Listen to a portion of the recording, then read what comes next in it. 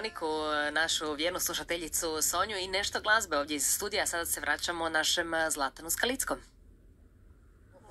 U nas tu smo cijelo vrijeme i to na vrijeme i s voljom. Na Cvjetnom placu u Zagrebu obilježavamo našu 60. obljetnicu. Tu je cijelo vrijeme s nama naša draga Duda, Dubravka Družinec-Ricijaš, doajenka drugog programa. Pa daj čovječe, daj ljepše.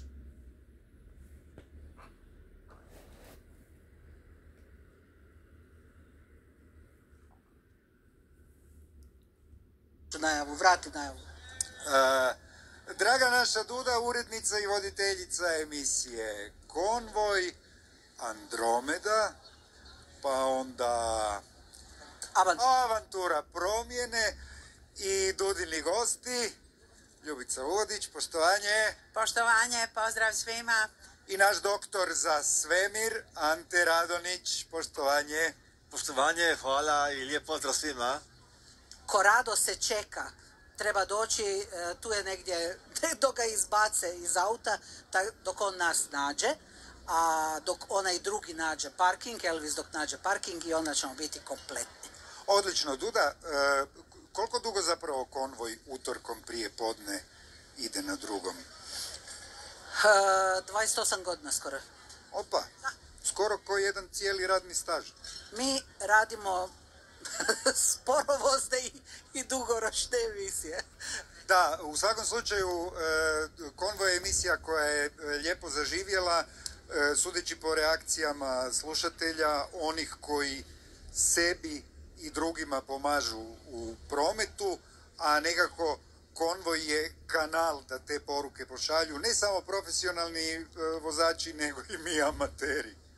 Da, pa to zbilja, to je bilo na početku zamišljeno samo za profesionalne vozače, kao oni su najviše na cesti, najviše informacija, profići su, mogu dati sve ove točne informacije, sve što vide, a uvijek mi je slatko reći, ba ljudi, pa to je emisija gdje su vozači pristali biti suradnici na cesti iz telefonskih govornica, dakle to nisu bili mobitelaši, nego vozači koji su stali negdje uz telefonsku govornicu, javili se i uključili se. Sad svako može reći, ma daj, pa to su godine ovako i onako, međutim i te godine govore i o nama i o vozačima i o vjernosti drugom programu Hrvatskog radija. To je ono što je nama najvažnije. Stigao nam je Korado Korlević, dobar dan. Pozdravi Koradu. Ante, pa zapravo ove godine i Tehnički muzej Nikola Tesla u Zagrebu ima lijepu obljetnicu. Pa jest, da, i on slavi, tako da sad su otvorene izložbe o njegovoj povijesti, o idejama, o maštama za buduće, ima puno toga, da. Sad, što se tiče emisije Andromeda, mi ju najavljujemo kao emisiju o svemiru. Ante Radonić je stalni suradnik te emisije. Nema toga što se tiče svemira, a da nije obrađeno u emisiji Andromeda, ali uvijek ima nešto novo. Pa naravno, svaki dan je nešto novo. I sata u sat je nešto novo, apsolutno. A dajte nam recite, ovi dronovi koji su radili pomutnju u Sjevernoj Americi, pa kao niko ne zna što su ti dronovi, ko ih je poslao, zašto jesu nad New Jerseyjem, ja mislim, najviše ih je bilo. Jel postoji neko razumno objašnjenje? Pa u najvećem broju su to obični mali dronovi koji igračke, jel? Da. U svakom slučaju možda možemo čuti sljedeća Andromeda što će biti tema, ili se tema određuje ad hoc? Pa nije baš, oprosti Ante, nije baš ad hoc, ali neke teme se odrede kroz tjedan, a onda se finiširaju, jel tak, zadnji dan. Onda još, ako je nešto iz Koradove domene, onda halo Korado, jesi budan, hoćemo te naći na tvom radnom mjestu, a moram reći samo jednu stvar. Dakle ovako, s njima troje je genijalno razgovarati. Mi ko da smo interkontinentalni. Antu možeš zvati u bilo koje doba po noći, recimo oko 2, 3, 4, nema problema. Ljubici, ako pošalješ poruku po noći, ništa, ali ona već u 4 odgovara jer se diže u 4:30. A Korado je to... Znači, odgovara u snu. Odgovara u snu.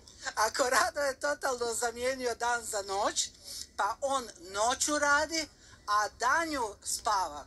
I hvala ti, Korado, što si došao, vjerojatno si spavao od Pule do Zagreba, priznaj.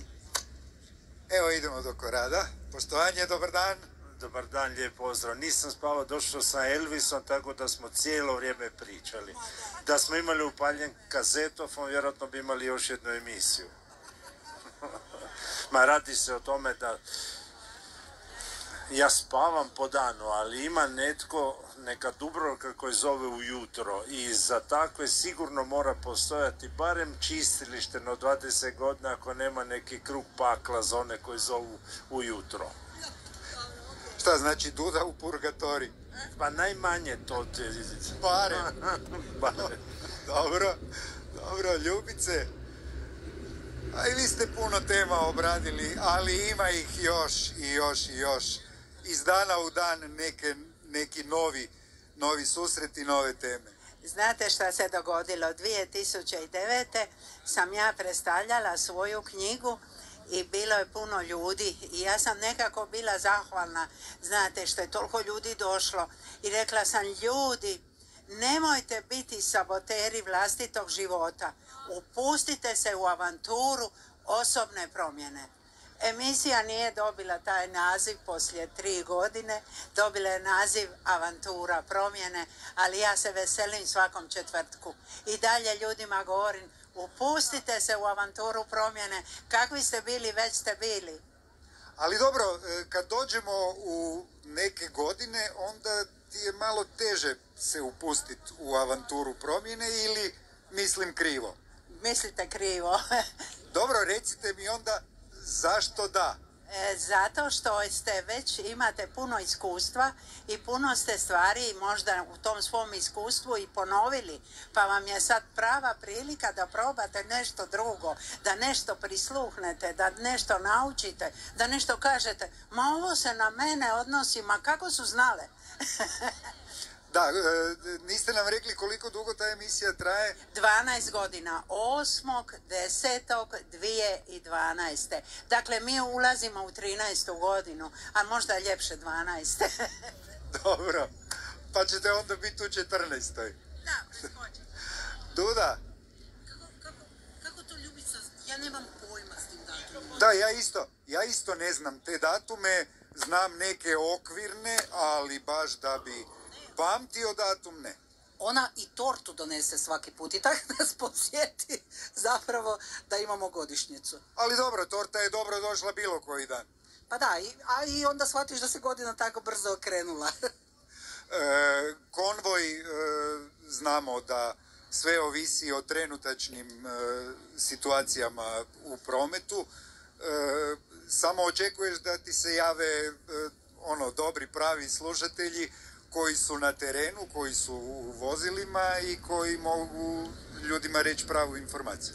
Ma da, super je zapravo što svi mi znamo da možemo pripremiti emisiju, temu, napraviti joj, panika što ćemo raditi i onda jedan poziv, jedan slušatelj sve toliko okrene da to nije normalno. Možeš odrediti što god hoćeš, ali ako je nekome nešto prioritet, naravno i ako su vremenski uvjeti ili bilo što da se dogodi, što treba prokomentirati, onda emisija ode skroz u drugom smjeru, u psihologiju, u svemir ako treba, u sve ono što se može što se može zamisliti. Pa promet je zapravo pokazatelj svega.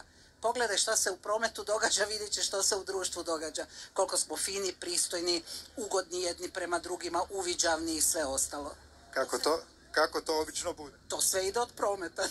Sve kreće od prometa. Dragi moji, eto, dakle, Konvoj, Avantura promjene, Andromeda, Korado Korlević, Ljubica Uvodić, Ante Radonić i naša neponovljiva Duda Dubravka Družinec-Ricijaš. Hvala!